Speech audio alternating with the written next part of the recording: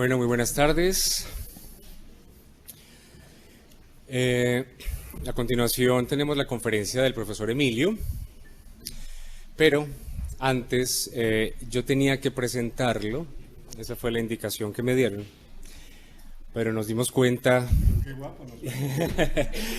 nos dimos cuenta que este año el profesor Emilio cumple 50 años de vida profesional y no quisimos pasar la oportunidad para hacerle un reconocimiento por eso y un homenaje por eso. Él no lo sabía, es una sorpresa, de modo que... Es parte del casi, ¿no? Es parte del casi. Bien, básicamente queremos hacerles a ustedes partícipes del acontecimiento, de la celebración.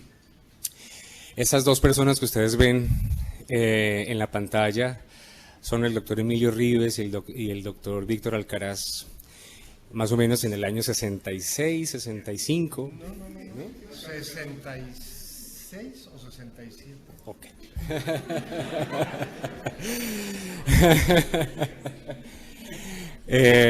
Y bueno, aquí están hoy con nosotros los dos. El doctor Víctor Alcaraz pues lo ha acompañado prácticamente toda su vida profesional de alguna manera, desde la UNAM, pero bueno, pues hoy queremos hacer un pequeño recuento muy general de fotografías que ilustran esos 50 años de vida profesional del profesor Emilio. Obviamente no son completas, pero solamente es para que ustedes vean con ciertas imágenes algunas personas y algunos eventos que el doctor Emilio invitó a México y que seguramente influyeron su pensamiento y su obra, y que dan cuenta de alguna manera de lo que ha pasado en su pensamiento, de lo que tenemos hoy en día y que nos tiene a todos convocados acá.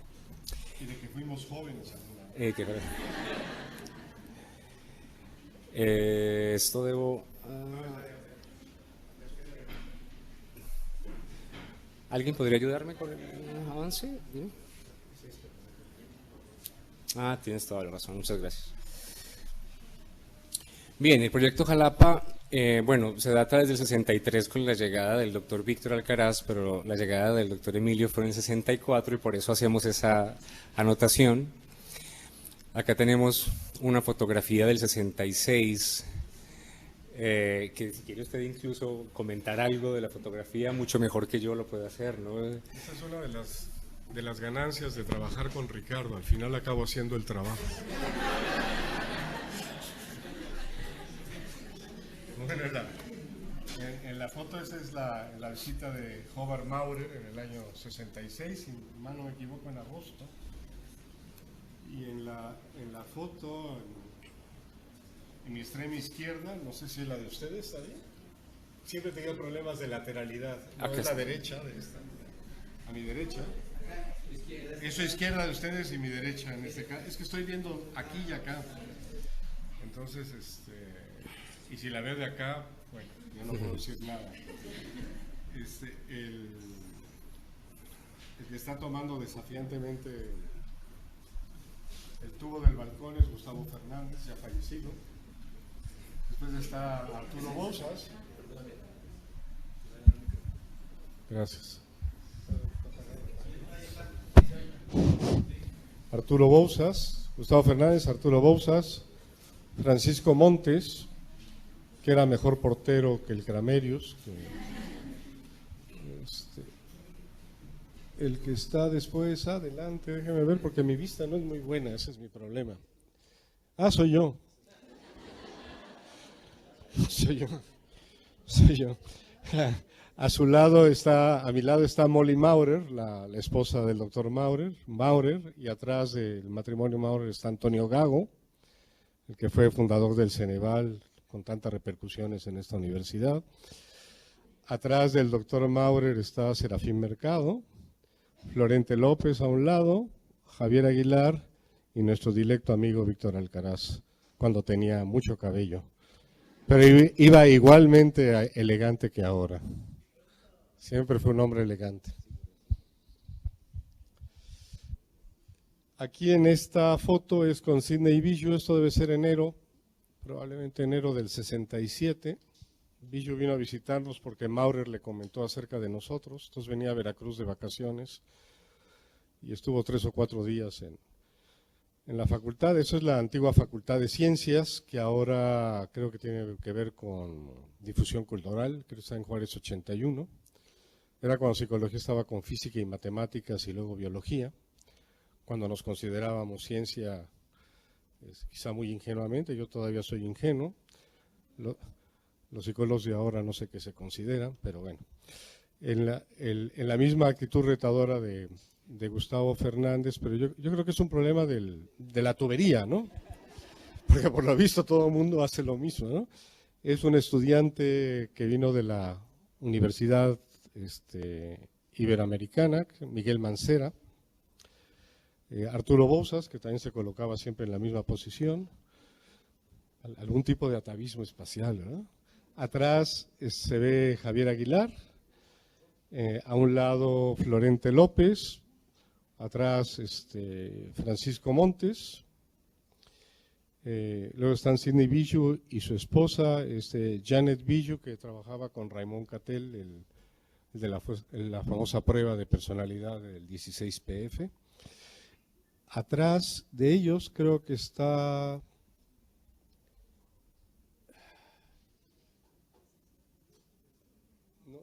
No distingo quién está atrás. A lo mejor es Serafín Mercado, probablemente. ¿No?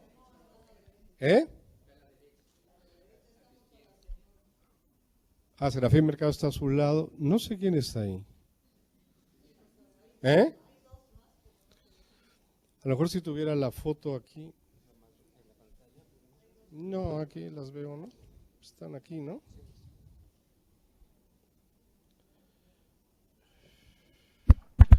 Aquí es más fácil verlas. El que está es Javier Aguilar, el que está atrás es Francisco Montes, y atrás de Francisco Montes está justamente el doctor Víctor Alcaraz, y más atrás está Gustavo Fernández asomando su cabecita, Serafín Mercado. Al lado de Janet Billu está mi primera esposa, Silvia Sánchez, y luego estoy yo.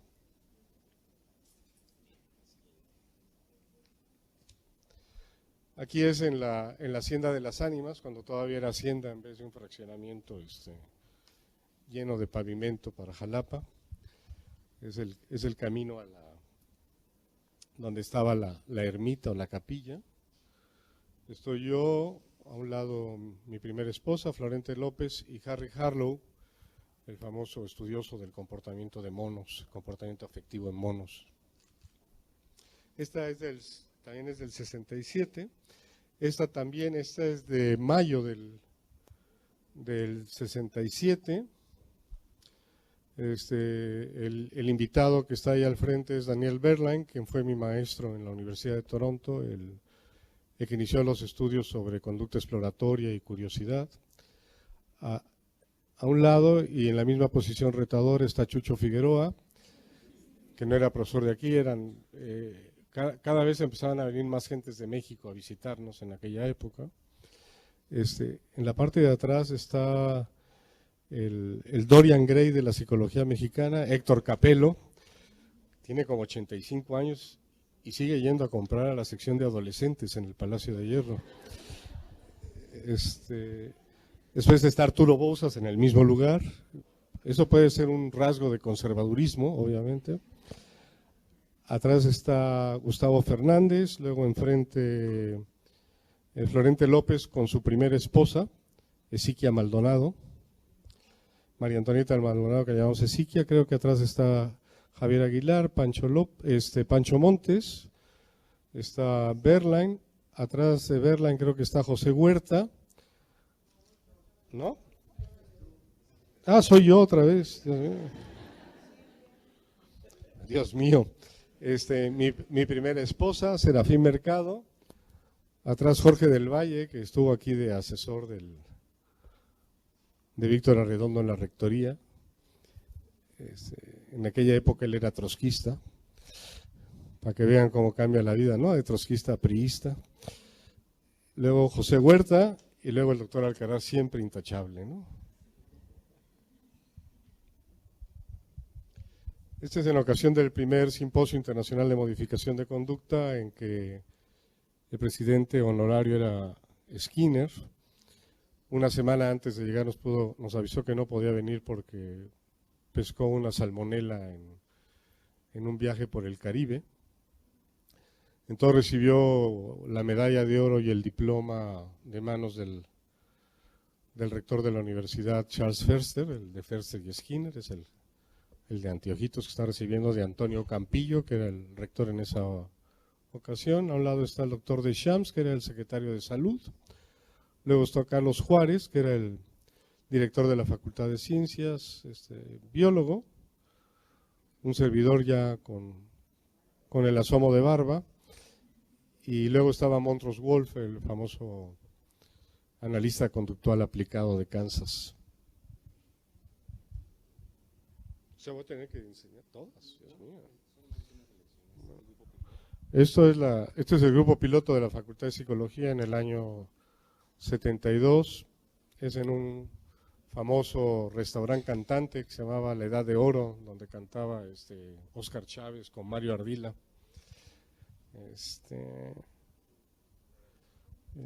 Esta es una generación especial que hicieron, que es como deberían funcionar realmente las licenciaturas. No tenían currículum, es decir, yo la hice de Conrad Lorenz y ellos lo hicieron de Patitos.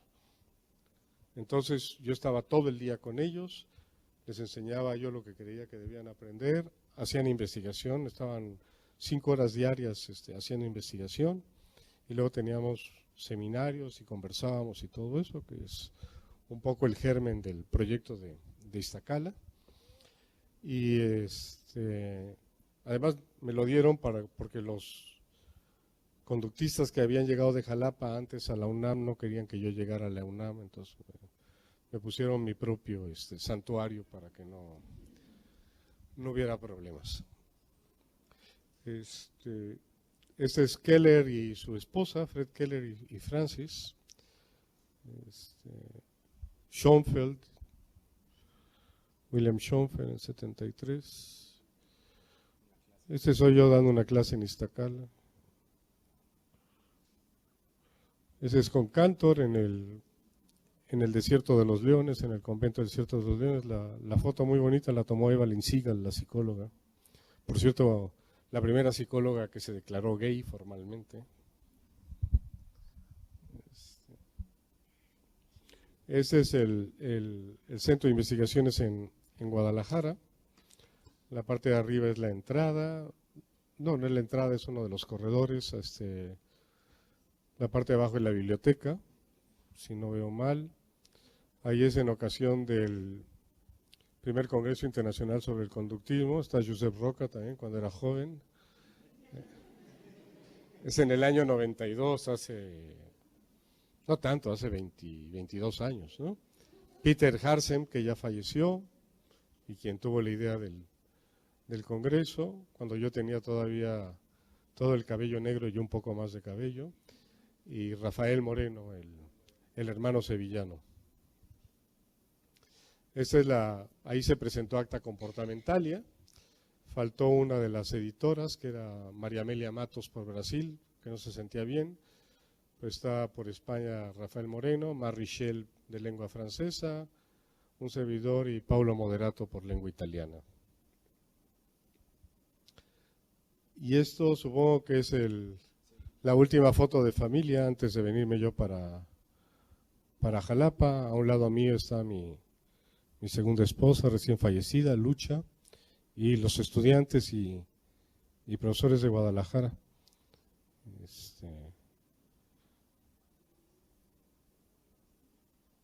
Bueno, y esta es la foto de familia aquí del Seica, que nos vemos todos muy elegantes. Y las muchachas todas cruzando la pierna como si fueran bastoneras, ¿no? Muy bien entrenadas. Muchas gracias. Muy bien. Pues bueno, creemos que este brevísimo recorrido por la historia,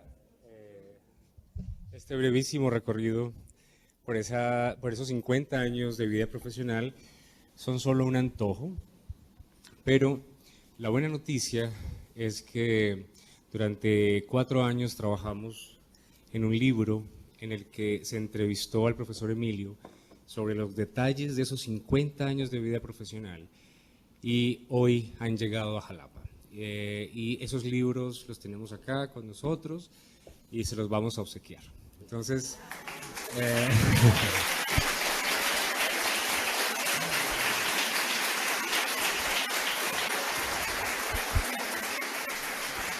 Entonces voy a darle la palabra al doctor Daniel Gómez, con quien coordinamos la edición del libro, y él se los va a presentar mejor.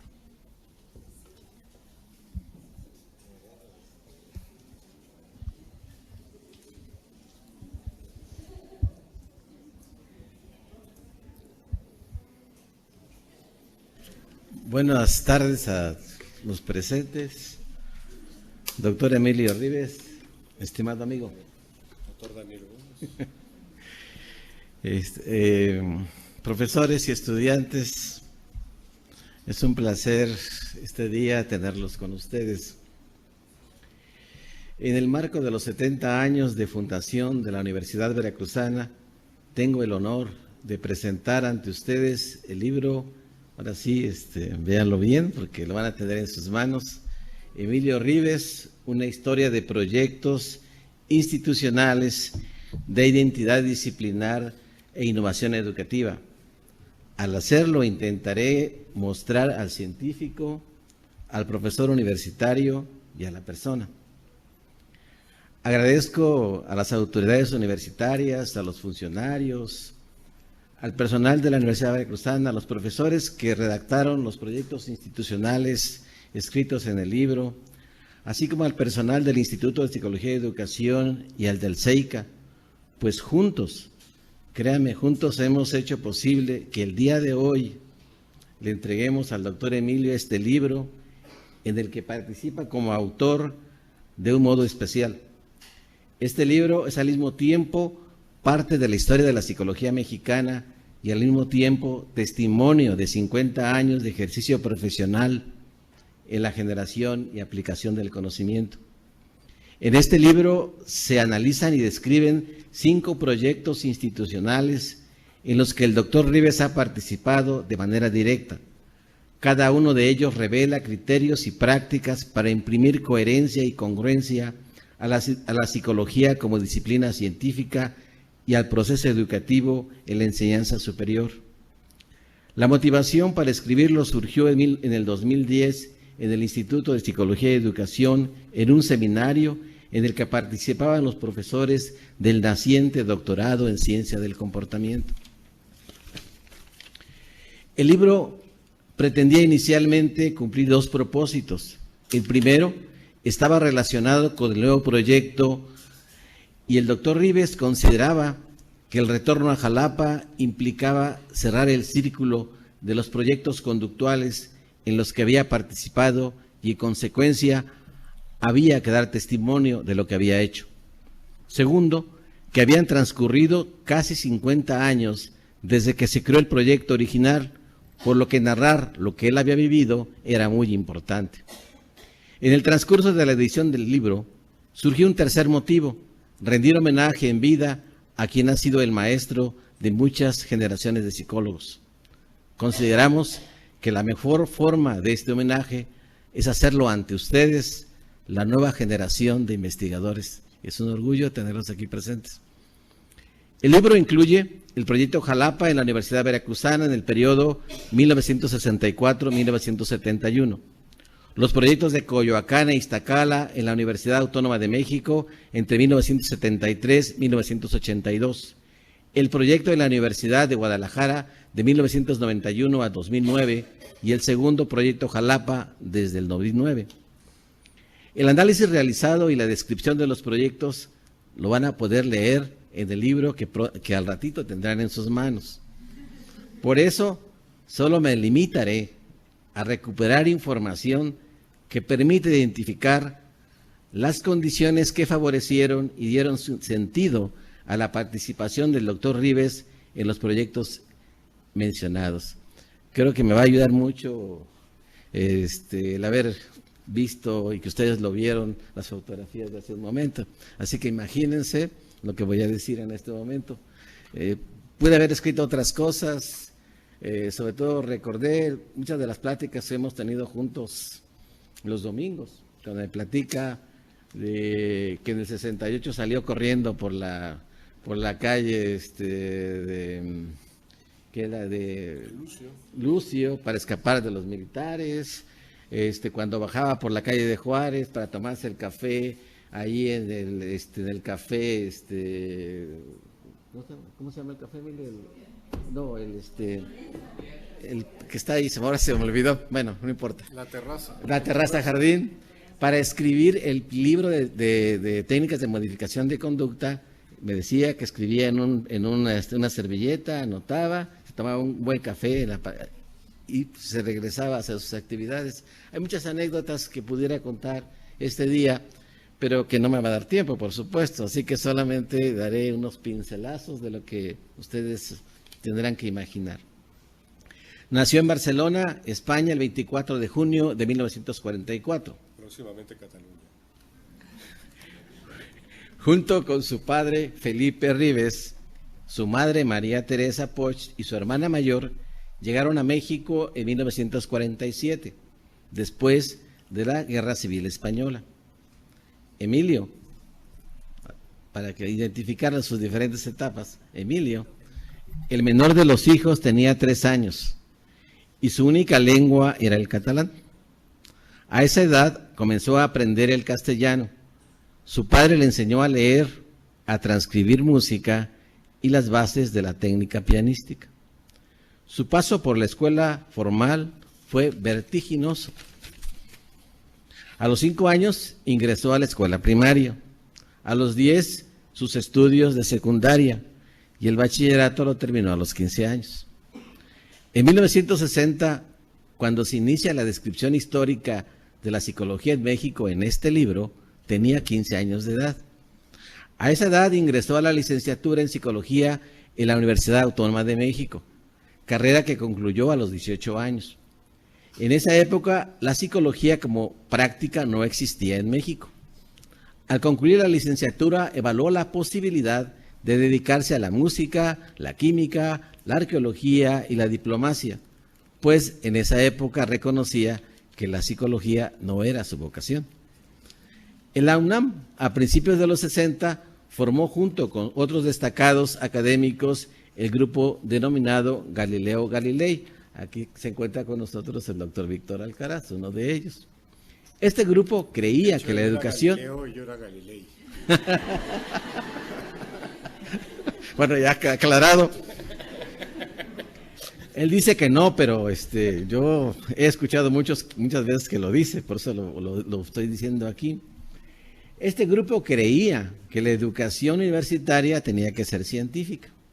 Fue así como el joven Emilio ya creció, ¿no? Junto con Víctor Alcaraz y otros miembros del grupo mencionado, presentaron al doctor Ignacio Chávez, rector de la UNAM, el proyecto de reforma del Plan de Estudios de Psicología. Este proyecto fue el primero de muchos otros que ha creado a lo largo de su vida académica. Yo siempre me los he imaginado subiendo las escaleras de la torre de rectoría para llegar a tiempo para entrevistarse con el doctor Ignacio Chávez, imagínense. El proyecto Jalapa se inicia en 1963 con la llegada de Víctor Alcaraz a la clínica de conducta por invitación del doctor Rafael Velasco Fernández. El joven Emilio, junto con Antonio Gago, llega a Jalapa en 1964. Jalapa les planteó la posibilidad de hacer lo que previamente se había intentado en México, es decir, construir una psicología científica. El proyecto Jalapa, en las reflexiones del propio doctor Ribes, deja varias enseñanzas. Primero, los proyectos duraderos se configuran en términos institucionales. Segundo, el Grupo Jalapa representó la época del dominio conceptual y académico del conductismo en México. Tercero, la necesidad de crear tradiciones institucionales para enfrentar el eclecticismo. Cuarto, consolidar proyectos a partir de estrategias académicas con liderazgos compartidos. Quinto, privilegiar en los proyectos de identidad disciplinar. Sexto, buscar la conformación de proyectos coherentes con una forma de ver la psicología y que al mismo tiempo promuevan el aprendizaje de sus miembros. A partir del proyecto original creado en enero de 1965, y esta es probablemente la verdadera fecha de la fundación de la Facultad de Psicología, es la creación de la licenciatura en Psicología en la Universidad Veracruzana. Estamos hablando de enero de 1965. La participación destacada en diseños y operación de proyectos vinculados al desarrollo de la disciplina ha sido extensa. Por ejemplo, solo por nombrar algunos, el proyecto Jalapa, el programa de posgrado en análisis experimental en Coyoacán, el programa UNAM Iztacala, el Centro de Estudios e Investigaciones en Comportamiento y recientemente el Centro de Estudios e Investigaciones en Conocimiento y Aprendizaje Humano en la Universidad Veracruzana. Proyectos dirigidos al desarrollo de una psicología científica basada en la investigación experimental. Además de su participación como gestor y creador de sociedades académicas, revistas de reconocido prestigio, así como reconocimientos académicos que ha recibido, tales como el doctorado honoris causa, otorgado por la Universidad Veracruzana en 2008, el International Award to the Dissemination of Behavioral Analysis, otorgado por la Association for Behavioral Analysis International en 1998, el premio a la mejor trayectoria profesional de psicólogos latinoamericanos, otorgado por el Consejo de Colegios Oficiales de Psicólogos de España en el 2010, entre otros. Como el mismo doctor Ribes me lo ha mencionado, la convivencia estrecha con su familia hasta el inicio de su adolescencia moldeó sus valores, criterios de vida y capacidades. Lo puso en ventaja en la escuela en los proyectos y actividades con los que se ha comprometido, tal como lo muestran sus publicaciones, proyectos y reconocimientos. De su padre, señala el doctor Ribes, aprendió la honestidad, la entereza moral, el disfrute de las artes y el conocimiento, así como la austeridad, la lealtad y fidelidad a los principios. La importancia de la disciplina en el trabajo y el cariño por México, el país que lo recibió y después le otorgó a edad temprana la nacionalidad. De su madre aprendió la solidaridad, la persistencia, el valor del esfuerzo y la ironía. De su abuelo aprendió el gusto por el buen comer, el disfrute de las relaciones sociales, el placer de viajar y la afición del fútbol que lo convirtió en seguidor del Toluca y del Barça. La influencia de su familia hoy día permanece en sus valores, criterios de vida personal y profesional. Muchas gracias.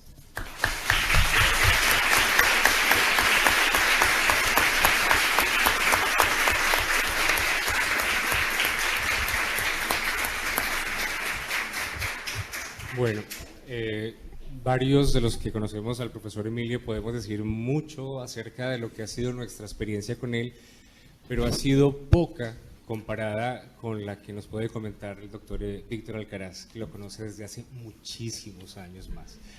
Entonces, le damos la palabra.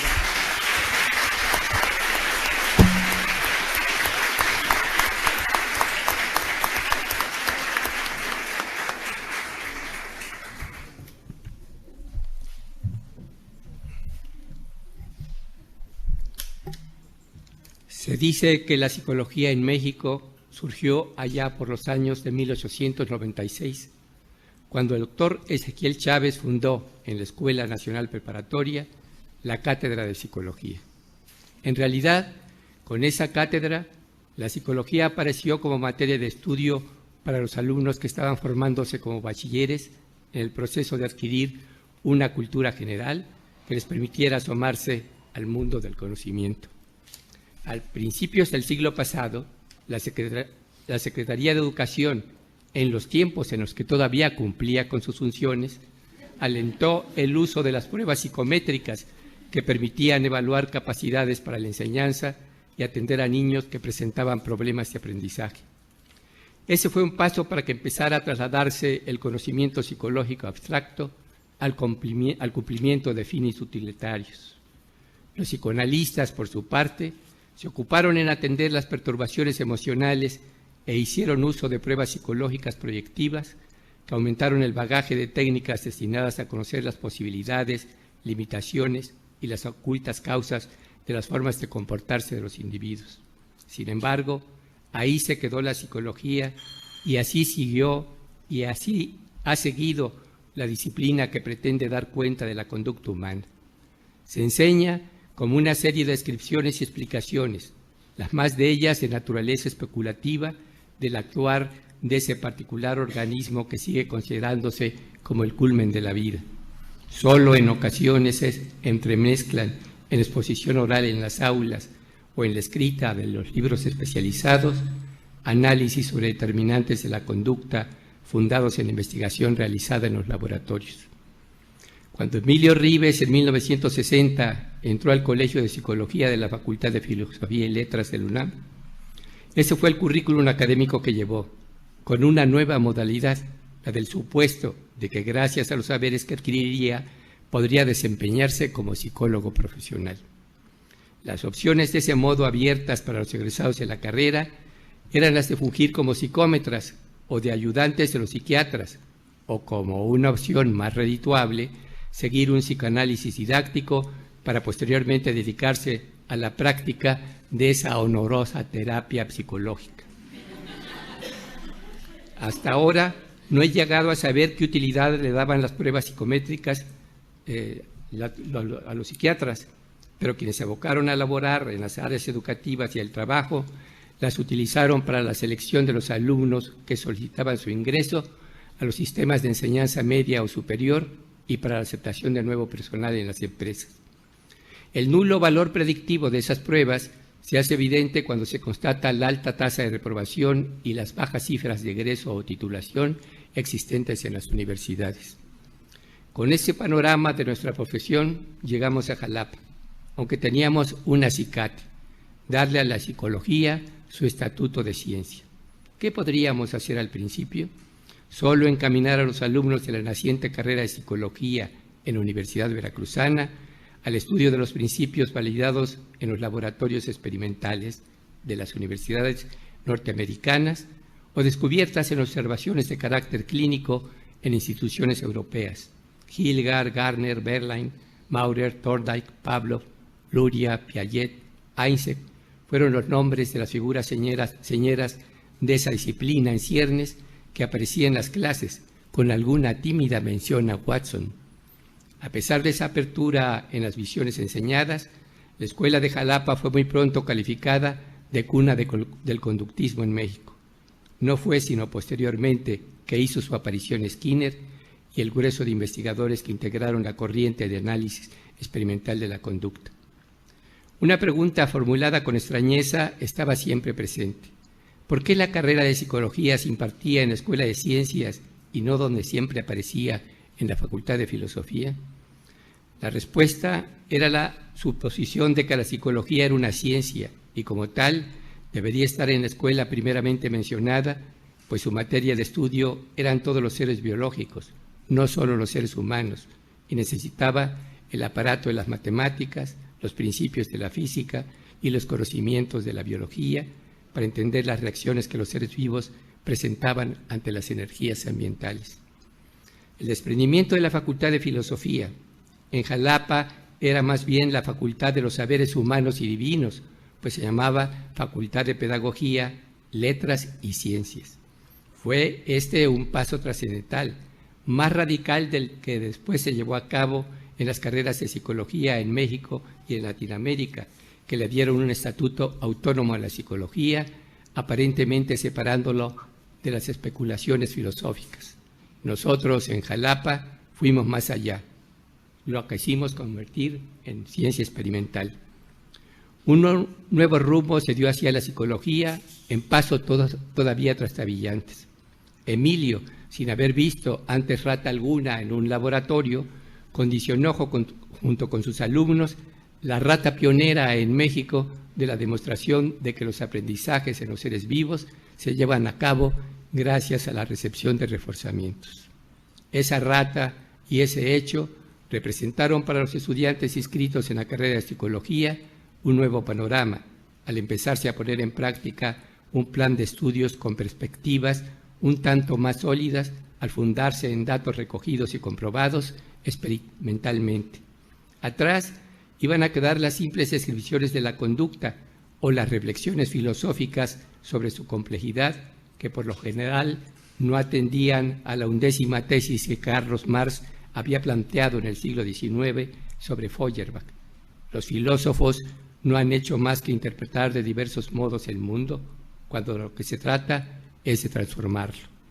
La práctica profesional quedó así abierta en la Escuela de Ciencias, y un ejemplo fue el área que se abrió en el Hospital Civil para tratar a niños con retraso en su desarrollo, y el trabajo que también se realizó en empresas y en ámbitos clínicos. La Escuela de Ciencias después se convirtió en facultad, adquirido ese rango gracias al impulso de Emilio para fundar un posgrado que más tarde acogió estudiantes de otras partes de la República y de países sudamericanos. Antes, Emilio cursó por varias experiencias formativas. En Canadá, en Toronto, obtuvo su maestría con Berlin, estudioso de la estructura del pensamiento.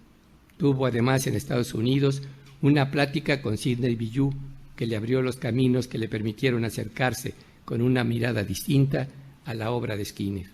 Más tarde, en su relación con Cantor, estructuró los desarrollos que posteriormente le han llevado a formular principios básicos para la integración de una teoría psicológica con visos para proporcionarle a la psicología una dimensión distinta a la tradicional, al alejarla de la simple descripción de la conducta para dar cuenta de los procesos presentes en el complejo actuar humano. Ese esfuerzo de Emilio ha sido una contribución importante para que la psicología en México deje de ser anecdótica y mimética de lo que se hace en el extranjero y comience a participar activamente en el esfuerzo universal dirigido a ampliar nuestro conocimiento sobre los determinantes de la conducta. Emilio ha sido incansable en su tarea de abrir nuevas perspectivas a la actividad de los psicólogos en las diversas áreas en las que pueden aplicarse los conocimientos científicos de esa disciplina. Su labor en el campo de la enseñanza ha permeado las actividades docentes de la mayor parte de las universidades de la República, a partir de una histórica cena con Luis Lara Tapia en un restaurante en Santiago de Chile, en el que a ambos se les ocurrió la idea de crear una asociación de escuelas de psicología. El CENEIP, el Consejo Nacional de Enseñanza e Investigación en Psicología, cuya tarea inicial fue ayudar a las universidades del país, no solo a elaborar los planes de estudio de una carrera que empezó a tener un auge desmedido, sino también a actualizar a sus profesores y elaborar un perfil de psicólogo para orientar la enseñanza a fin de que la actividad profesional de los egresados estuviese firmemente asentada. En la UNAM, en Iztacala, en Guadalajara, en el Centro de Estudios e Investigaciones sobre el Comportamiento, el primer instituto de investigación en psicología creado en México, y ahora aquí en Jalapa, la visión innovadora de Emilio para la formación del psicólogo y para la realización de investigaciones científicas sobre la conducta ha sido trascendental. Los resultados de sus inquisiciones científicas, de sus planteamientos teóricos, los ha puesto a prueba no solo en la educación universitaria, sino también en la atención a los problemas del desarrollo infantil. Uno de sus primeros libros, Técnicas de modificación de conducta, su aplicación al retardo en el desarrollo, estuvo dedicado a la aplicación de los conceptos del condicionamiento operante para tratar esa clase de condiciones infantiles. Ha sido además pionero en actividades que han sido descuidadas por los psicólogos. Un programa de diseño arquitectónico para asegurar el uso adecuado y satisfactorio de los espacios caseros fue puesto en práctica por él en el Infonavit. La atención a la salud le ocupó y dio origen a programas importantes cuando fungió como coordinador de asesores del subsecretario de Salud en la Secretaría de ese mismo nombre. Prolífico escritor, a él se deben tanto libros con enseñanzas prácticas como obras con elaboraciones teóricas.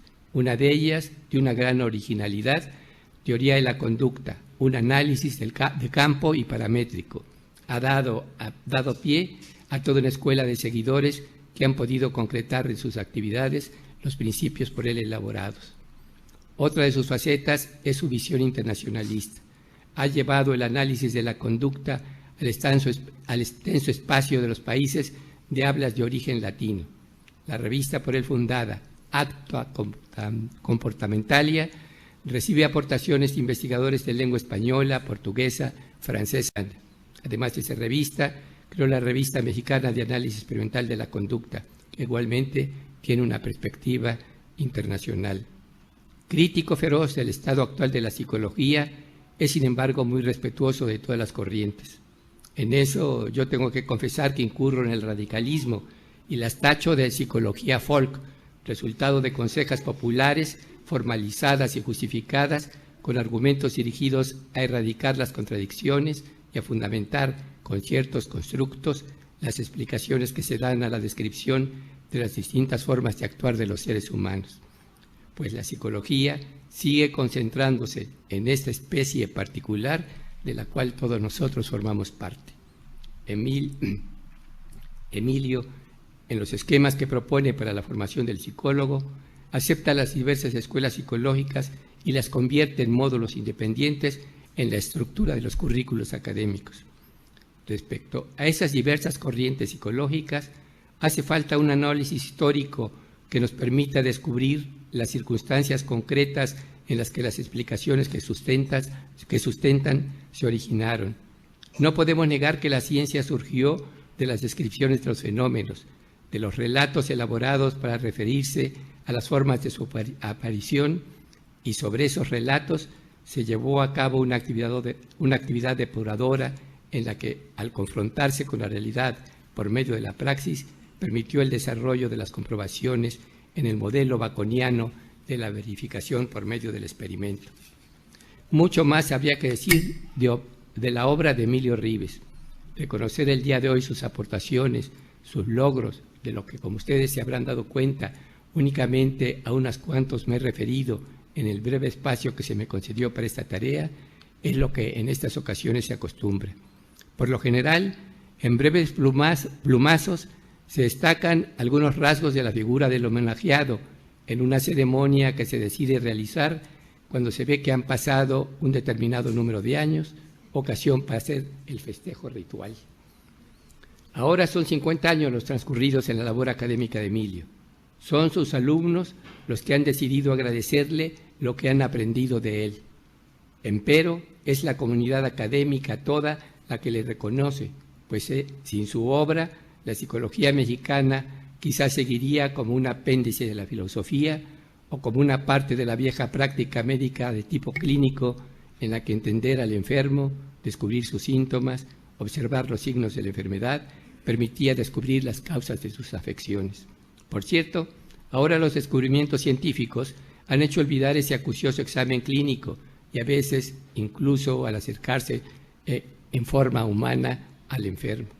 La instrumentación tecnológica ha ocupado ese lugar y ha salvado más vidas, pero también ha hecho que muchos pacientes se vuelvan hacia charlatanes y curanderos que aparentemente están más próximos a sus necesidades emocionales.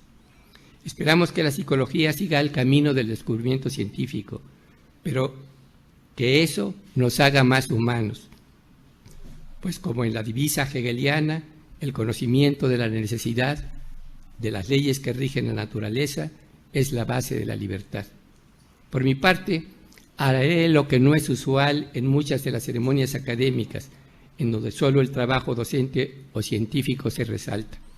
Emilio, para mí, es un amigo entrañable, un compañero de armas en la brega diaria contra la especulación desbocada cuando se intenta explicar la conducta humana, un hermano en los avatares de nuestras propias vidas. De ahí que no puedo terminar sin antes hablar de lo que constituye su forma de ser, de los diversos aspectos de su personalidad. Es ave de tempestades, porque le inquietan y le retan para superarlas las limitaciones. De ahí que desee barrer con los impedimentos de las estructuras fosilizadas. De esa manera ha podido romper contradicciones y, para el caso de la psicología, ha abierto la mayor parte de los caminos por lo que la psicología mexicana ha empezado lentamente a descubrirse, formarse y afirmarse. Amante del arte, goza de la pintura, la literatura y la música, de la que es notable intérprete, como herencia esto último de su padre. Es cocinero de grandes dotes, buen conocedor de las añadas vinícolas de las regiones españolas, viajero por todos los rumbos, tanto los geográficos como los del conocimiento, y sobre todo dotado de una gran generosidad que le hace estar atento a las necesidades de quienes conforman su entorno cercano y lejano. Desgraciadamente, en la psicología aún proliferan las consejas, el saber folk, por lo que yo espero que, como ave de tempestades que es, continúe con ese arrebato para que, como lo diría yo, parafraseando al poeta Vladimir Mayakovsky, en el taller de las insurrecciones que en sus centros ha creado, destierre a todos esos alquimistas que arrugan el ceño ante el experimento. Gracias.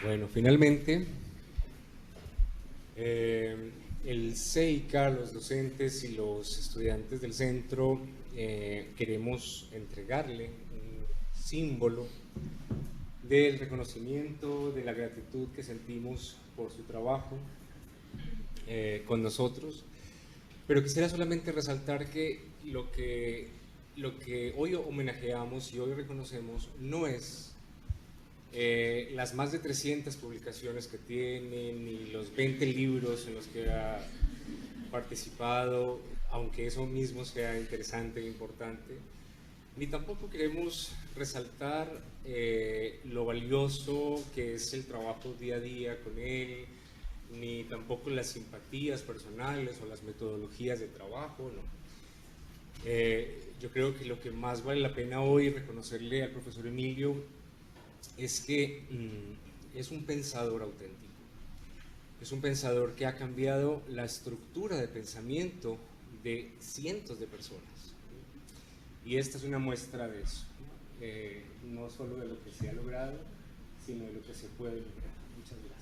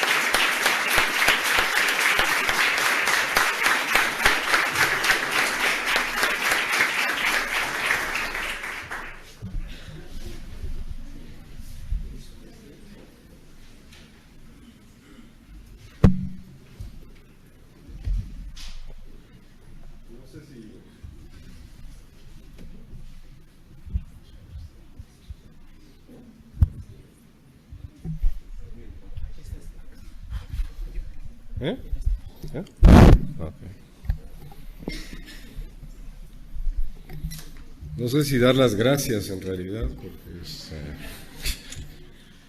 porque a pesar de que la gente no me cree, soy tímido.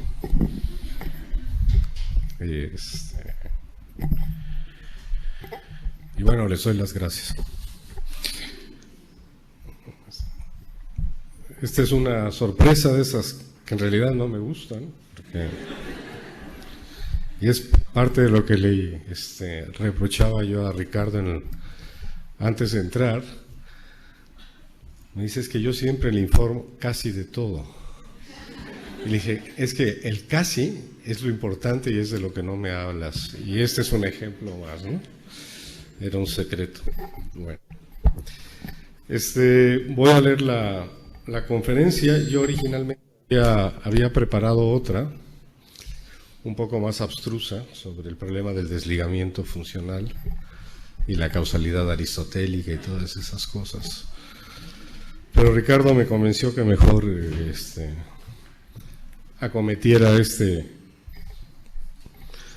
otro escrito, que realmente lo redacté para presentarlo lo leí el miércoles por video a una asociación latinoamericana de formación y enseñanza de la psicología. Un poco convertido en Arcángel Miguel de los psicólogos, ¿no? Entonces, voy a comenzar. Mi vida con la psicología no es asunto reciente. Como docente e investigador cumplo medio siglo, periodo al que podemos agregar los 4 años en que me inicié en su estudio. Más de las 3/4 partes de mi vida la he dedicado y he estado vinculado con la psicología. Contrariamente a lo que un desconocido podría suponer, después de tantos años juntos, la psicología, en realidad la práctica de los psicólogos que la conforman y yo no hemos tenido una relación satisfactoria o armónica. En un escrito reciente, en 2012, concluía diciendo que desalentado por lo que ocurre, únicamente puedo sonreír con decepción y escepticismo. Es la forma en que me siento con respecto a la psicología. Obviamente, me refería a mi relación con la psicología institucional, por llamarla de alguna manera, en contraste con mi relación personal con un campo de conocimiento con el que sostengo desde largo tiempo un compromiso lúdico y ético, por así decirlo. Es mi propósito explicitar las razones de esta doble relación con la psicología y justificar el por qué, en su actual circunstancia, la psicología institucional y la mexicana en particular resultan un proyecto social con poco sentido. Las psicologías, una genealogía confusa. Hablar de la psicología es engañoso, pues en realidad no existe una disciplina científica o profesional que se reconozca de manera consensuada como tal por aquellos que dicen practicarla. El término se aplica a ejercicios del conocimiento muy diversos y desvinculados entre sí, en la mayor parte de las ocasiones sin ningún fundamento compartido, ni siquiera el del sentido común. Parte de la explicación del estado de cosas que caracteriza a la psicología es la naturaleza híbrida de sus orígenes, tanto en lo epistemológico como en lo disciplinario y lo metodológico. Haré un breve repaso de estos orígenes que en cierta medida nos señalan a la psicología como el resultado circunstancial de inquietudes y tradiciones culturales y de pensamiento distintas, a pesar de que su esbozo conceptual como ciencia empírica data desde los tratados biológicos de Aristóteles en el siglo IV antes de nuestra era, en Acerca del alma. Aristóteles concibió el alma como elemento definitorio de la vida y por consiguiente del conjunto de fenómenos estudiados en sus tratados biológicos. El alma no era una sustancia, el alma representaba la organización de los cuerpos que tenían vida. El alma como forma de los cuerpos, o su organización, constituía su entelequia en tanto potencias que se convertían en acto, es decir, se actualizaban en el contacto con otros cuerpos. El alma era siempre el alma de un cuerpo particular y era el alma de ese cuerpo. No había alma independiente del cuerpo, siempre era el alma particular de un cuerpo particular. La organización funcional de un cuerpo vivo. La distinción de 3 tipos de alma no hacía referencia a 3 tipos de sustancia como lo divulgó la concepción patrística de la fe cristiana.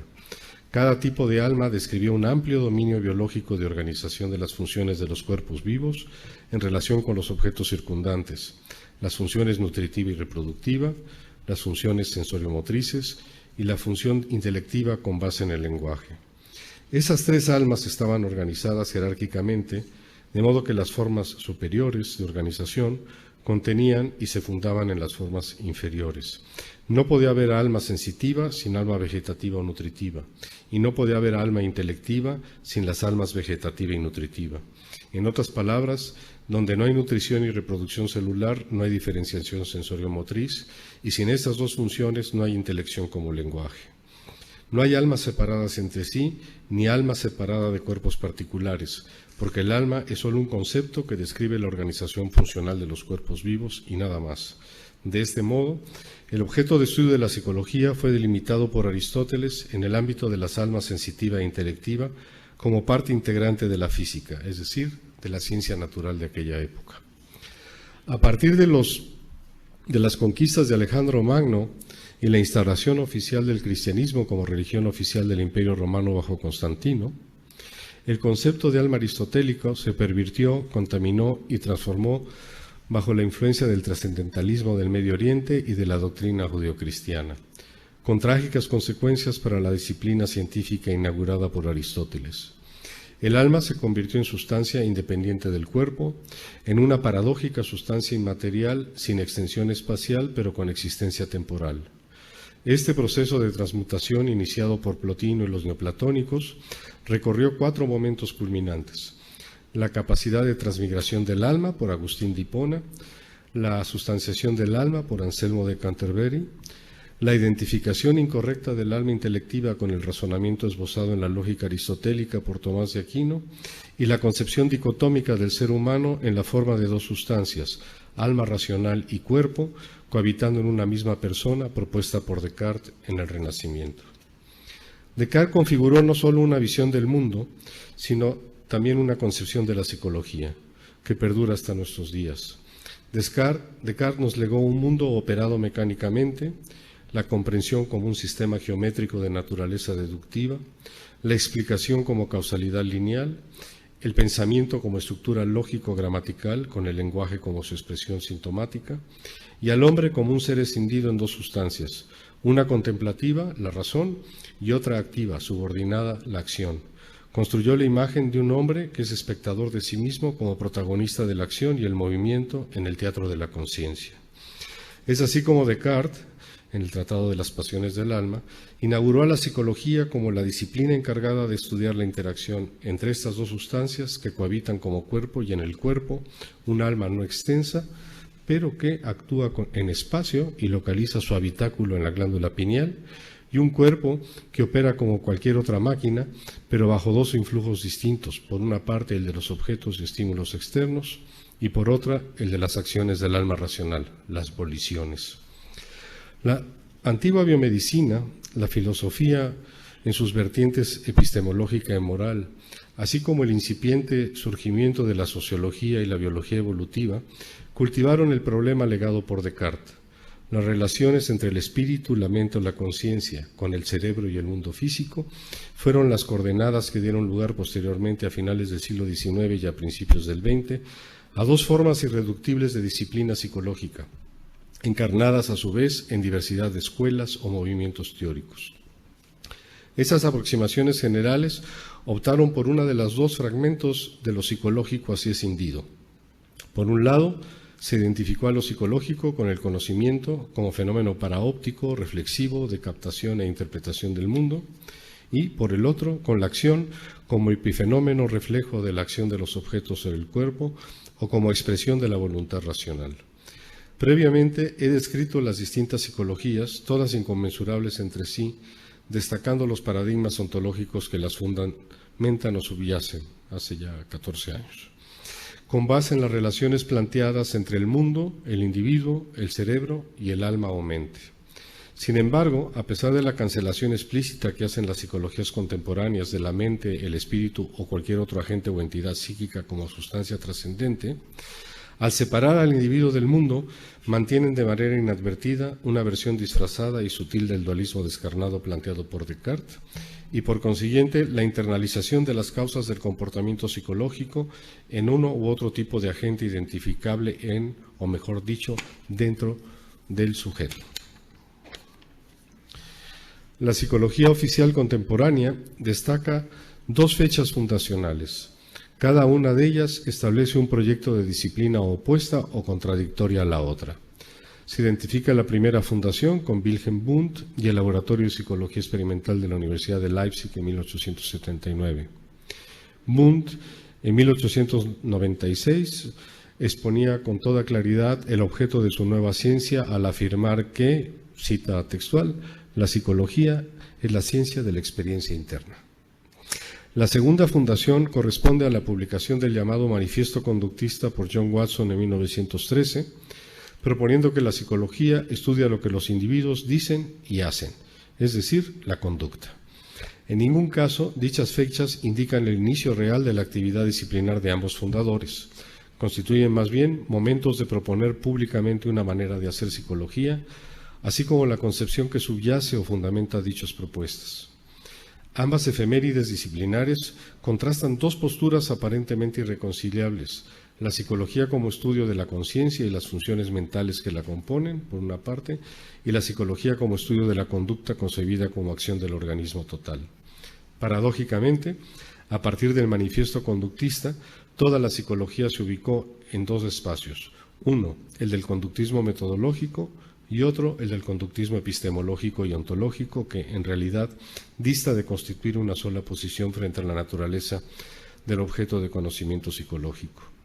Puede decirse, en ese sentido, que la psicología, a partir del siglo XX, se identificó con alguna forma de conductismo, aunque esto sea engañoso y oculte la disparidad de psicologías existentes, la mayor parte de ellas de carácter dualista. Sin embargo, todas ellas, las conductistas por episteme o las conductistas por razones de método, coinciden en que no es posible abordar el estudio de lo psicológico si no es a partir del comportamiento como habla y como movimiento biológico estructurado, independientemente de que se postulen o no entidades internas adicionales, como ocurre con el uso de la introspección, por ejemplo. No es mi intención ni el momento para discutir sobre el objeto del conocimiento de la psicología, problema que no puede abordarse aisladamente, pues debe contemplarse desde el horizonte completo de las diversas ciencias empíricas existentes, incluidas las diversas así llamadas ciencias sociales. La psicología debiera tener un espacio específico, sin yuxtaposiciones y sin cambio en los criterios empleados para identificar el universo de las ciencias empíricas, sean estas denominadas naturales o sociales. Mi propósito es solamente destacar y hacer conciencia del hecho de que la psicología no es una ciencia o disciplina con un objeto consensuado de conocimiento. Por el contrario, es la única ciencia empírica o proyecto de ella, más bien, que carece de dicho requerimiento fundamental, un objeto de conocimiento reconocido por todos sus practicantes. Esta condición histórica peculiar define a la historia de la psicología como la historia de su confusión epistemológica y conceptual. La indefinición disciplinar de la psicología.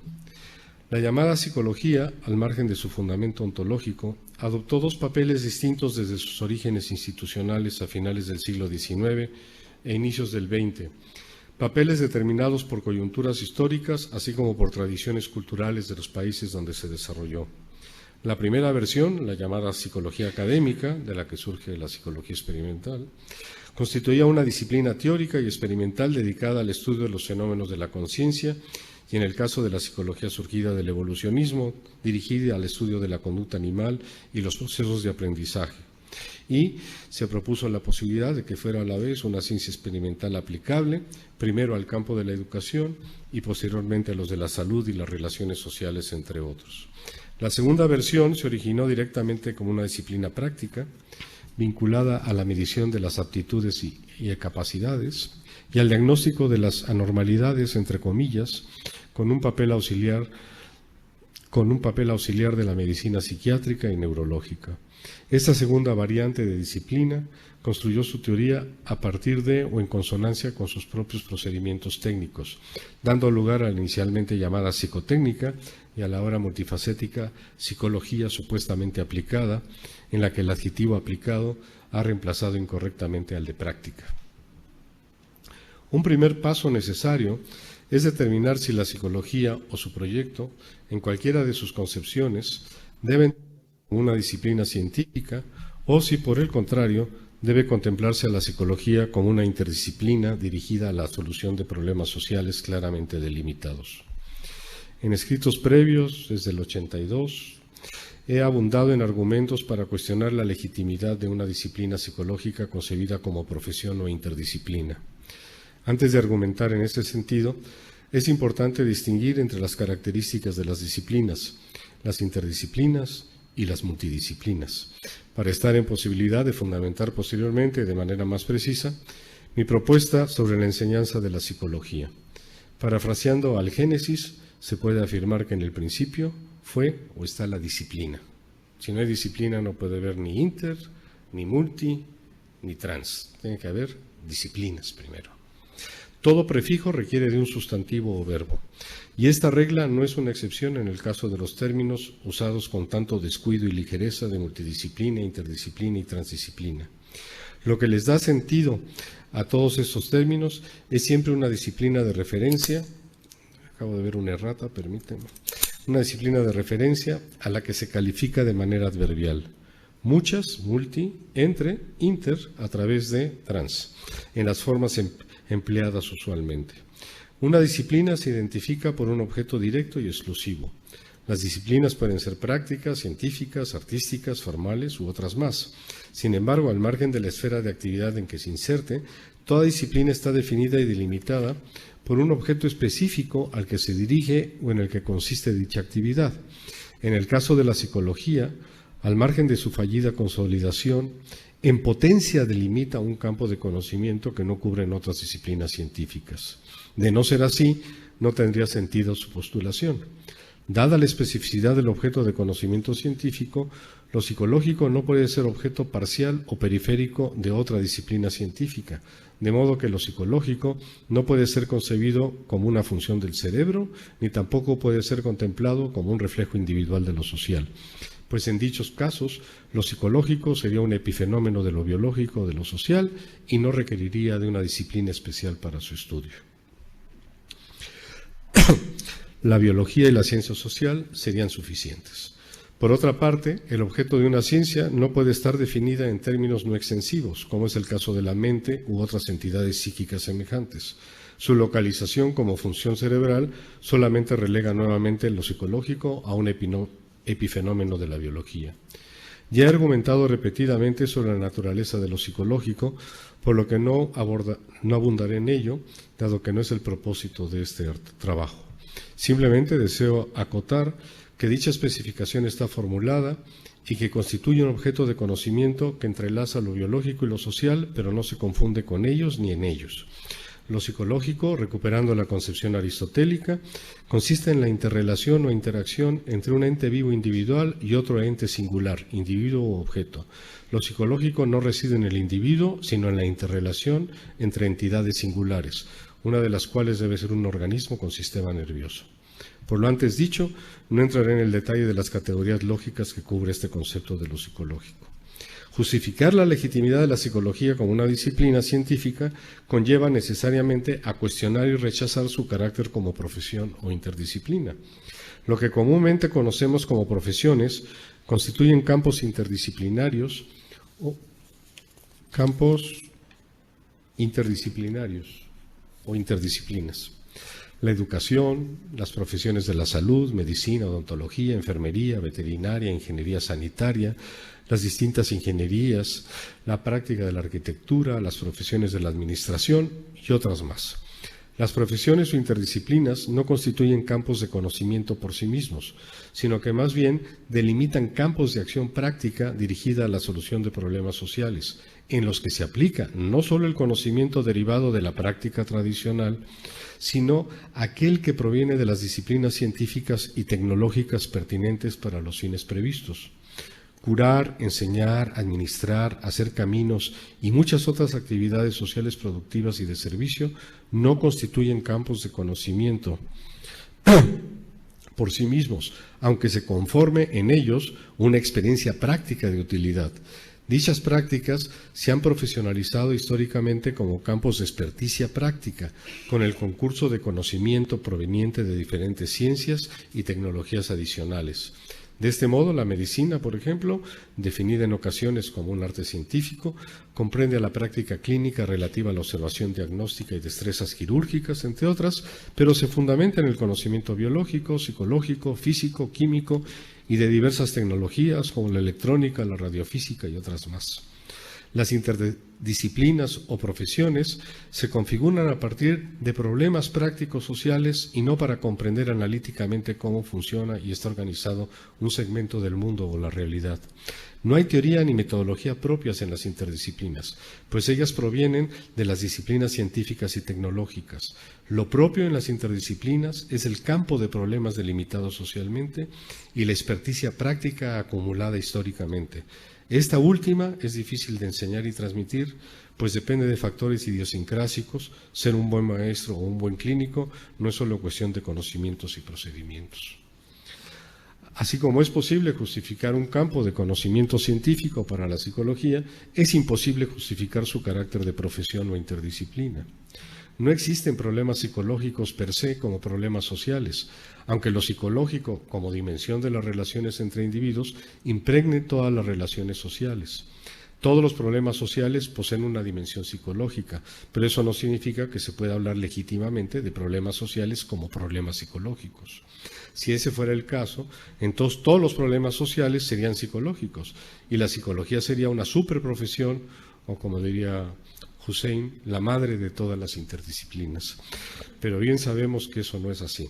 La raíz y razón de los problemas sociales no yace en su dimensión psicológica, sino en la estructura y funcionamiento de las formaciones sociales y sus circunstancias históricas particulares. La psicología como profesión o interdisciplina, en la que frecuentemente se reemplaza a la psicología verdadera por otro tipo de prácticas provenientes de la educación, la administración y economía, la medicina psiquiátrica y la ingeniería de sistemas, se plantea como una psicología aplicada. La pregunta es, ¿qué psicología es la que se aplica? En las ciencias aplicadas se aplica el conocimiento básico, teoría y metodología, a través de alguna interdisciplina. ¿Cuál es la ciencia básica de la psicología que se aplica? ¿Y cómo puede aplicarse a través de la disciplina misma transmutada o reconvertida simultáneamente en interdisciplina?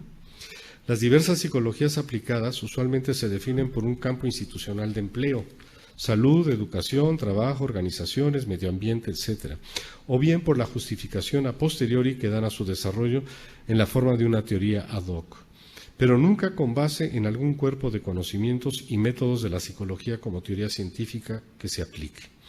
La psicología aplicada presenta la paradoja de no especificar qué conocimiento básico aplica, incluso en el caso del llamado análisis conductual aplicado, que tampoco es análisis conductual aplicado. Es una psicología aplicada sin psicología que aplicar.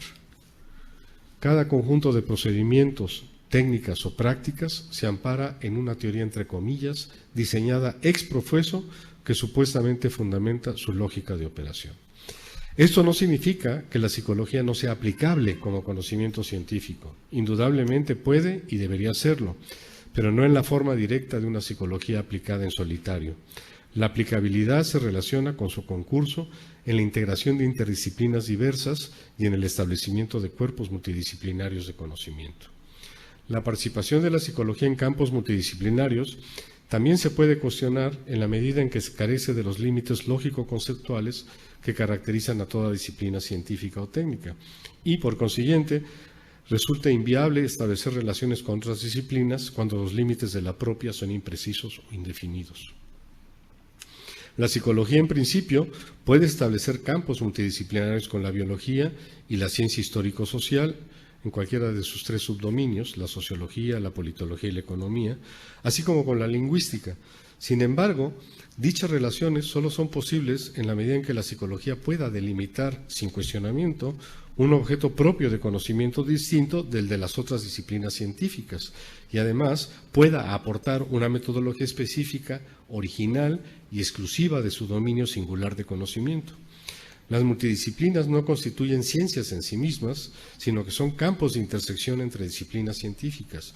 Y dichas intersecciones tienen lugar con base en dos criterios, de carácter teórico o de naturaleza metodológica. El prefijo nominal de la multidisciplina corresponde al dominio teórico de problemas que se examinan, mientras que el sufijo nominal corresponde a la contribución metodológica de otra disciplina. De este modo, psicobiología no es lo mismo que biopsicología, ni sociopsicología es lo mismo que psicología social, de manera semejante a lo que con la lingüística son la psicolingüística y la lingüística psicológica. Son campos multidisciplinarios distintos. Sin embargo, tal como se dan en la práctica actual las relaciones multidisciplinarias en el caso de la psicología, el orden de los componentes nominales no parece importar porque en ningún caso se hace psicología. Se practica siempre algún tipo de disciplina alterna de carácter híbrido referida a supuestos problemas empíricos psicológicos que sin embargo son siempre examinados desde la perspectiva de las categorías y métodos de la biología, la ciencia social o la lingüística. No hay multidisciplina sino multiconfusión. Eso es todo. Las otras disciplinas incorporan falsos problemas conceptuales y empíricos en un supuesto abordaje multidisciplinario que a la postre resulta ser un ejercicio reduccionista mal planteado. Resumiendo, la psicología se nos presenta en la realidad como un conjunto de propuestas ambiguas de disciplinas científicas y o de disciplinas de aplicación segmentadas por áreas o campos sociales sin articulación recíproca, carentes todas ellas de un cuerpo de conocimientos que aplicar y que fundamenten sus procedimientos y prácticas. Su horizonte de colaboración multidisciplinar es borroso y ambiguo, resultando siempre en su reducción conceptual y metodológica por las disciplinas limítrofes.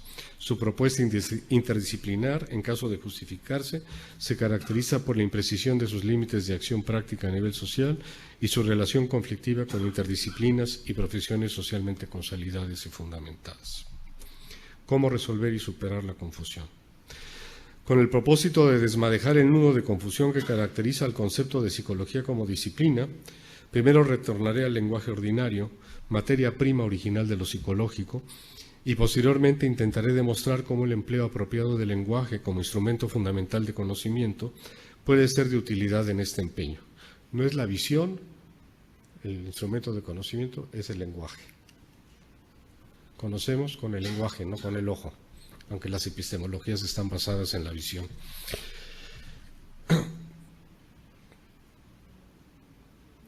Además, permite abordar de manera novedosa el problema de la enseñanza, que es la reproducción social, y la investigación teórica y empírica, que es la generación social del conocimiento psicológico.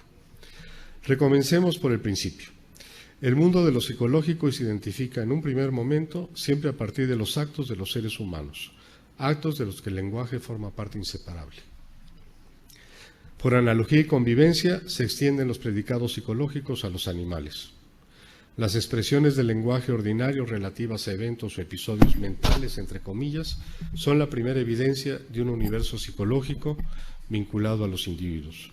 Las expresiones cotidianas sobre las sensaciones, los sentimientos, lo que se imagina, lo que se piensa, lo que se comprende, lo que se desea, entre otras, constituyen el mundo de lo psicológico en las relaciones entre personas y de las personas consigo mismos. Dichas expresiones, sin embargo, siempre forman parte de y tienen sentido en el contexto de relaciones entre personas. No son informes sobre un supuesto mundo interior previo al lenguaje como forma de vida, sino que, por el contrario, constituyen en sí mismas los fenómenos psicológicos como prácticas significativas con otros y con los objetos y acontecimientos que el propio lenguaje como forma de vida establece como mundo significativo para todos los individuos que, en la medida en que lo comparten y practican, lo aceptan como mundo con el que se relacionan y coexisten. Sin embargo, en contra de lo que plantea el mito del fantasma en la máquina, las expresiones psicológicas no son descripciones, informes, referencias o síntomas de un mundo interno conformado por experiencias mentales. Las expresiones psicológicas y las prácticas de las que forman parte indisoluble son los fenómenos psicológicos genuinos. Lo psicológico constituye la expresión individual de las relaciones sociales y no, como sostienen las filosofías subjetivistas y mentalistas, la construcción individual de lo social. La individualidad como criterio de identidad y por consiguiente de dimensión de los procesos psicológicos surge a partir de las relaciones sociales y no es previo a ella. No existe mente sino es como resultado de la socialización del ser humano en la forma de individuo mediante el lenguaje. No hay mente sin lenguaje. La mente es el lenguaje. Las expresiones ordinarias que incluyen términos relacionados con percibir, pensar, sentir, imaginar y otros similares, constituyen en el contexto de las prácticas en que tienen lugar y de las que forman parte, la materia inicial cruda del análisis de lo psicológico como objeto de conocimiento.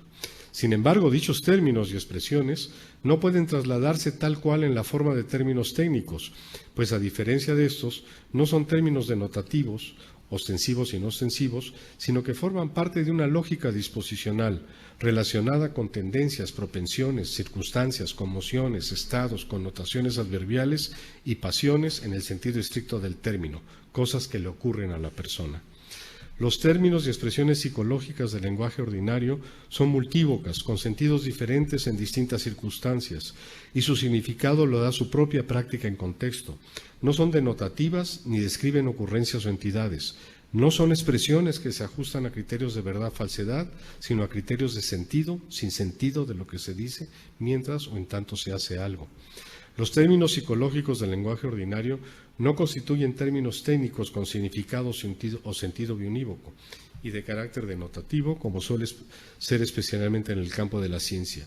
Cada tipo de lenguaje, el ordinario y los diversos lenguajes técnicos, entre ellos el de las ciencias, tienen propósitos, funciones y características específicas y distintas. El primer gran error de las psicologías anteriores y actuales es persistir en la confusión de asumir que los términos y expresiones del lenguaje ordinario son de naturaleza denotativa y referencial, pues no lo son. La psicología como proyecto de ciencia requiere construir un doble lenguaje a partir de las expresiones psicológicas ordinarias. Un primer nivel tiene que ver con el lenguaje de la historia natural de los fenómenos psicológicos, tal como tienen lugar en la forma del lenguaje ordinario, lo que Tolman denomina la generalización de las formas, en contraste con la forma de las generalizaciones que corresponde al lenguaje abstracto de la teoría. Un segundo nivel tiene que ver con la construcción de un lenguaje técnico en forma de teoría general, conformado por abstracciones analíticas a partir del lenguaje ordinario y su historia natural, lenguaje que no puede tener correspondencia, sin embargo, uno a uno con estos últimos, el lenguaje ordinario y el de la historia natural. No tiene sentido una ciencia psicológica que emplea el lenguaje ordinario y se basa en él como criterio de evidencia, pues reifica sentidos prácticos diversos como manifestaciones incongruentes entre sí de un mismo fenómeno o entidad. Esta distorsión del lenguaje ordinario solo produce confusión conceptual. Para aspirar a una psicología basada exclusivamente en el lenguaje ordinario, existe ya el sentido común psicológico, que funciona a la perfección en su ámbito de aplicación, que son las circunstancias prácticas individuales, pero que no aspira a establecer principios generales abstractos aplicables a cualquier circunstancia o individuo. Lamentablemente, las psicologías actuales se han convertido en remedos o caricaturas del sentido común, denostándolo por una parte con base en su supuesta cientificidad como teorías, pero en la práctica distorsionando su uso y eficacia al envolverlo de ficciones y modelos ajenos a lo psicológico. A lo más que pueden aspirar las psicologías actuales es a emplear de manera vergonzante los criterios del sentido común. El segundo gran error de las diversas psicologías es suponer que los términos y conceptos de la teoría general, al margen de su naturaleza, no estoy hablando de ninguna teoría en particular, estoy hablando de una teoría en abstracto, de una teoría abstracta en abstracto, así como los métodos de investigación correlativos, pueden extenderse directamente a otras disciplinas o a los campos de aplicación sin más, de manera análoga a como incorrectamente se importan conceptos de distintas teorías y ciencias para supuestamente construir una teoría científica de lo psicológico, los famosos modelos que tenemos ahora. Así como los conceptos de la teoría científica constituyen abstracciones analíticas que no corresponden a los términos del lenguaje ordinario, a partir de los cuales se identifica el mundo de fenómenos a ser estudiado y comprendido. De la misma manera, los conceptos de la teoría científica no se pueden trasladar automáticamente al análisis de campos limítrofes de otras ciencias, a la especificidad en el caso de la psicología, de su ontogenia, el campo del desarrollo y de la individuación, el campo de la personalidad, y mucho menos a la intervención interdisciplinaria en distintos campos sociales, la salud, la educación, la ecología, las organizaciones sociales. El trayecto desde el lenguaje ordinario a la teoría científica no coincide con el trayecto de retorno desde la teoría al lenguaje ordinario y las estaciones intermedias. Y es precisamente el reconocimiento de los distintos niveles de lenguaje y conceptos que involucra el proceso de construcción de una teoría científica y su aplicación el requerimiento principal para abordar el problema de la enseñanza de la psicología y su sentido como disciplina. Es preciso distinguir 5 niveles conceptuales y, por consiguiente, de tipos de lenguaje en el proceso de comprensión científica de los fenómenos psicológicos, así como en el desarrollo de métodos y procedimientos pertinentes a su identificación y alteración en distintos sentidos. Cada nivel tiene, en la conformación inicial de una ciencia, el carácter de precedente del que sigue, de modo que no pueden construirse los lenguajes específicos de cada nivel sin seguir una secuencia lógica que los valide. Una vez establecida la primera relación ordenada de dichos niveles de lenguaje, las relaciones entre ellas se pueden desarrollar de distintas maneras, influyéndose de manera no lineal. Sin embargo, es necesario aclarar que las relaciones entre esos niveles de lenguaje no surgen a partir de ellos mismos, sino que están subordinadas a la lógica conceptual de la definición del objeto de conocimiento de lo psicológico. Los niveles del lenguaje en cuestión se relacionan, 1, con el mundo fenoménico representado por el lenguaje ordinario, 2, con las generalizaciones acerca de la historia natural de los fenómenos, 3, con la extracción analítica de la teoría científica en la forma de conceptos taxonómicos y de proceso, 4, con la representación multidisciplinaria de los objetos de conocimiento limítrofes y el desarrollo de conceptos que extiendan la teoría de proceso al estudio del desarrollo y la individuación, así como la intervención interdisciplinaria, y 5, con la interpretación científica del mundo fenoménico con base en la teoría científica como herramienta hermenéutica del lenguaje ordinario. Voy a abordar el problema de la reconstrucción a partir de un nuevo proceso de enseñanza. En la historia reciente, me estoy tardando un poco, pero la culpa la tienen por las sorpresas, ¿no? En la historia reciente, finales del siglo XIX, la psicología aparece como proyecto disciplinar estrechamente vinculado a las universidades, especialmente las del mundo anglosajón. En los países europeos de habla francesa y alemana, y periféricamente en los hispano-portugueses, la psicología fue un epifenómeno de la psiquiatría, la neurología y la pedagogía, adicionalmente a su consustancialidad en la filosofía metafísica. A partir de la década de los 60 del siglo pasado, tuvo lugar una explosión de programas universitarios de psicología y el consiguiente aumento demográfico de egresados. En México solamente existen más de 400 programas de licenciatura en psicología de distinto tamaño y calidad, todos por debajo de lo que sería deseable, y posiblemente más de 100,000 egresados que arrojan una proporción de un psicólogo por cada 1,200 habitantes.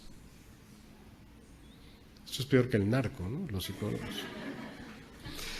Las circunstancias no son diferentes en el resto de los países de habla castellana y portuguesa, en los que la psicología se ejerce como una profesión liberal, independientemente de su vinculación a la investigación científica y tecnológica. Dado que el conocimiento sobre la psicología se genera, se reproduce, se transmite y se divulga primordialmente en y a través de las universidades, estas son lamentablemente las principales responsables del estado de cosas que caracteriza la disciplina. Para pensar en alguna posibilidad de cambio, se tiene que partir de la transformación de la enseñanza de la psicología y de los cambios profundos que esto conllevaría en las prácticas de investigación de investigadores docentes y estudiantes y en la propia estructura y organización de la institución universitaria. Reflexionar sobre la enseñanza de la psicología implica, en primer lugar, explicitar el tipo de psicología que se plantea como disciplina. El sentido de lo que se va a enseñar y cómo hacerlo depende del sentido que se le otorgue a la psicología como disciplina de conocimiento. No reiteraré argumentos ya expuestos inicialmente, por lo que me limitaré a proponer ciertos ejes generales sobre los que debe planearse la enseñanza y, en consecuencia, el ejercicio de la psicología. Esbozo estos ejes a continuación. Primero, especificar la forma en que se concibe el objeto de conocimiento de la psicología, es decir, la naturaleza de los fenómenos psicológicos y, en consecuencia, la lógica de análisis, categorías y métodos que fundamentan tal concepción. Sea cual fuera la elección lógico-epistemológica adoptada, ello implica la cancelación inevitable del eclecticismo como modelo curricular general, mal epidémico en la enseñanza de la psicología, que confunde el pluralismo como posición crítica frente a otras psicologías con la adopción simultánea de marcos teóricos inconmensurables e incompatibles. El eclecticismo asume incorrectamente que las distintas aproximaciones teóricas corresponden solo a campos temáticos diferentes de un mismo dominio lógico-categorial. El eclecticismo no es causa, sino muestra o síntoma de la confusión que reina en la psicología actual. Un programa debe ser coherente y congruente en lo teórico y lo práctico. Es posible que en un programa coexistan distintas psicologías siempre y cuando se presenten como disciplinas independientes, separadas, con objetos de conocimiento y métodos específicos para cada uno, tal como lo propuse a la Facultad de Psicología de la UNAM en el 89 y no me hicieron mucho caso, y no como compartimentos de una misma disciplina psicológica. Asumir esta opción significa cancelar la idea de una psicología aplicada, profesional, como corpus de la disciplina.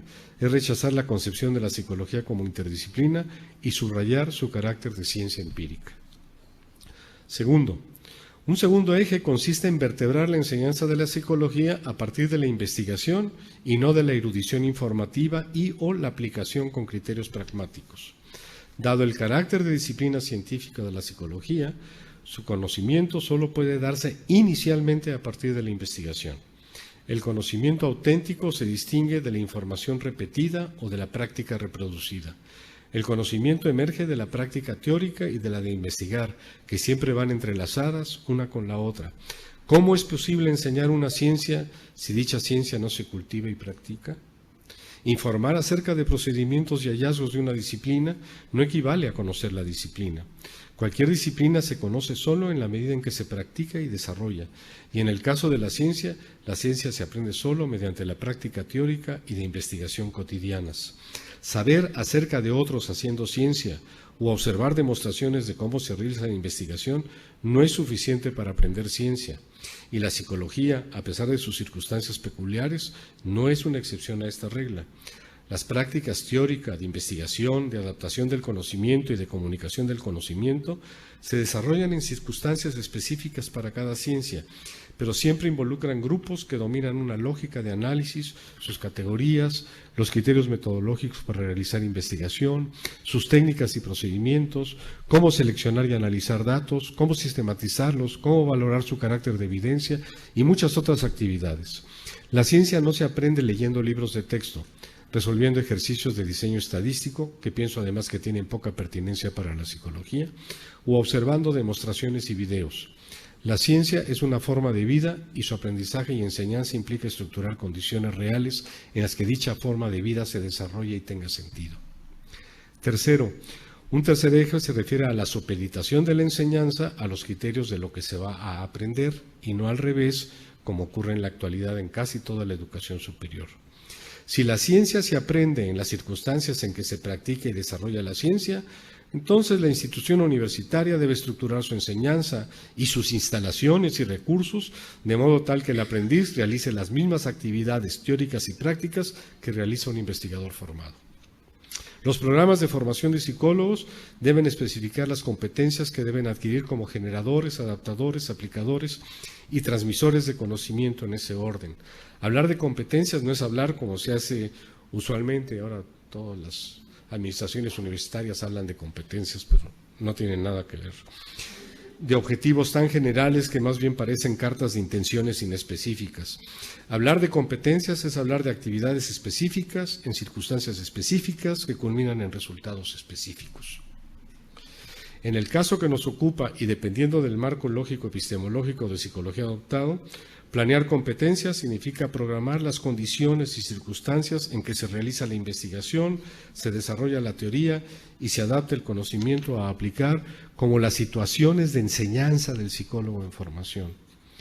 Para poder cumplir con estos criterios de enseñanza, se requiere disponer de docentes que sean a su vez investigadores, que ordinariamente realicen dichas actividades y las dominen, con el fin de poder formar a otros investigadores.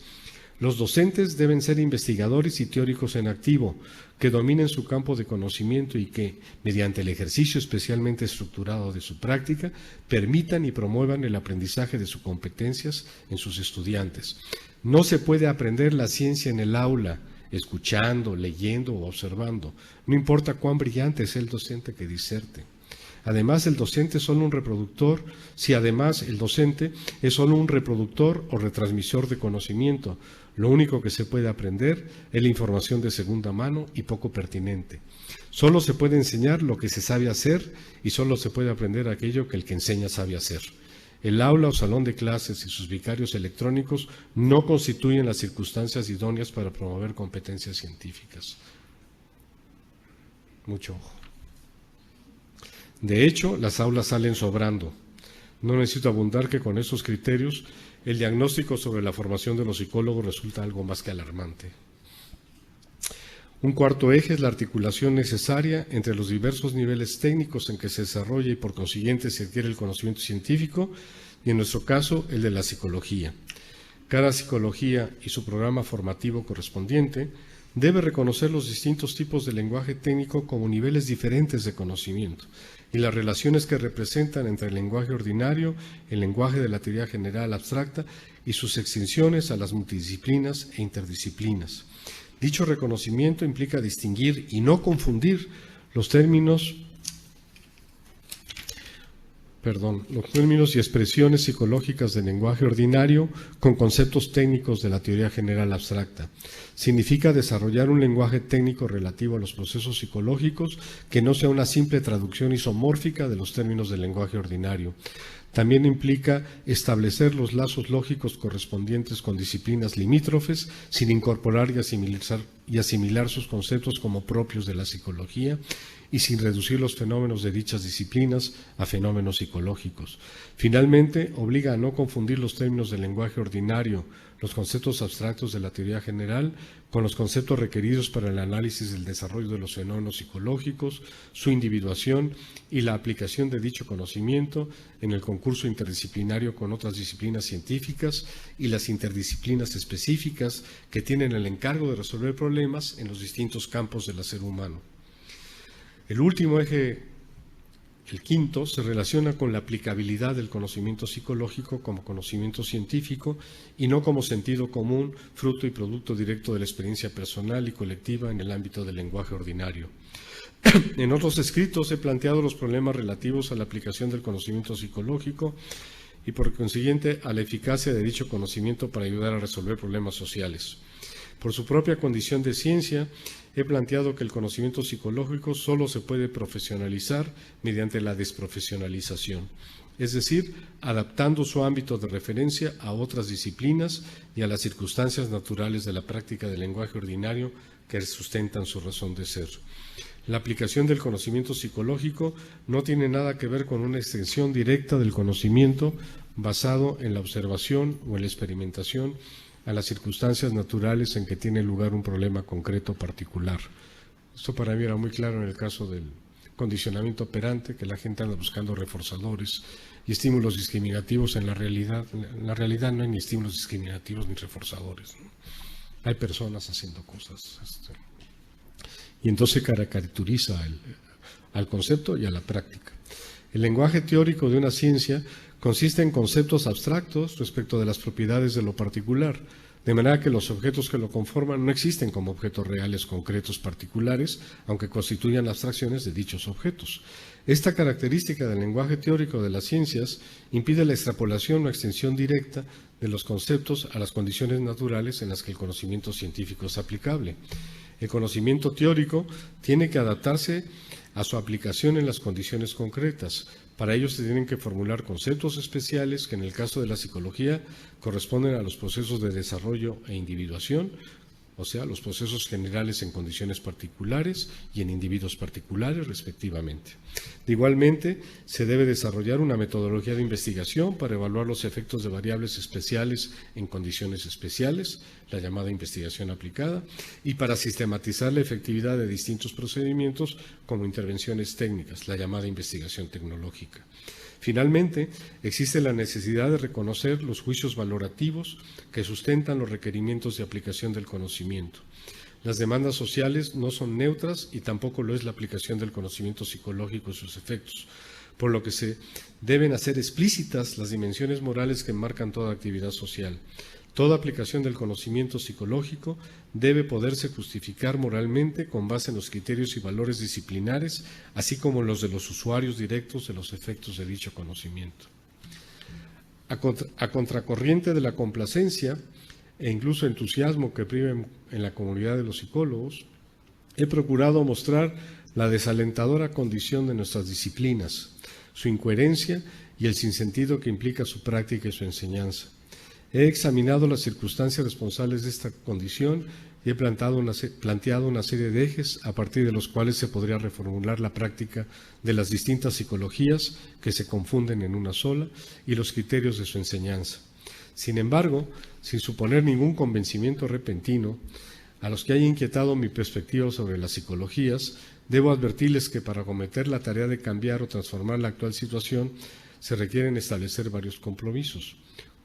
A. Un compromiso lógico-epistémico con una concepción específica del objeto de conocimiento de la psicología, sustentada en su diferenciación respecto del lenguaje psicológico ordinario. B. Un compromiso con una teoría y metodología congruentes con el objeto de conocimiento disciplinar, lo que implica el uso riguroso de categorías de lenguaje técnico, de procedimientos y criterios de investigación, de categorías de medida y del desarrollo o uso de modelos y lenguajes transdisciplinarios. C. Un compromiso pedagógico por la coherencia entre las circunstancias y condiciones en que se practica la disciplina y aquellas en las que se enseña, de modo que enseñar y aprender constituyan solo dos momentos de un mismo proceso en las mismas situaciones. Y D. Un compromiso social con la pertinencia, calidad y uso de que se genere, adapte, transmita y aplique tanto en el proceso formativo de los estudiantes como en la actividad posterior que desarrollarán como psicólogos. Terminaba diciéndole esto así a los colegas del miércoles: si he conmovido un alma, estoy más que satisfecho.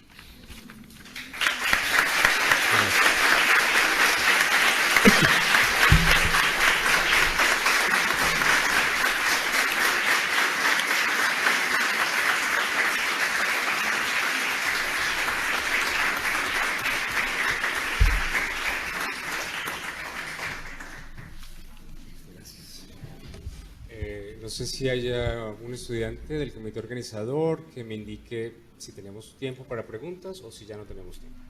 Ya no tenemos tiempo. Ok, entonces... Muchas gracias.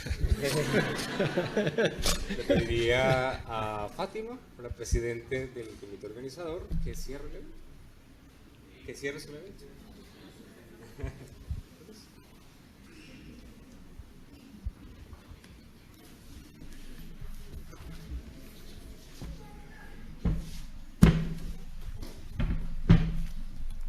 Bueno, para finalizar este evento, yo quiero agradecer mucho a los profesores, a nuestros maestros, que son nuestro ejemplo y que nos han apoyado a sacar adelante el proyecto. Y sobre todo agradecerles a ustedes porque por ustedes trabajamos estos meses, fueron meses muy difíciles y afortunadamente todo salió bien y hoy acaba. Entonces, pues les hacemos la cordial invitación a los estudiantes que vinieron de las distintas universidades a que tomen la estafeta y en conjunto con nosotros se perpetúe este trabajo y el proyecto siga en pie. Sin otro particular, pues se clausura este evento, finaliza y pues muchas gracias a todos ustedes.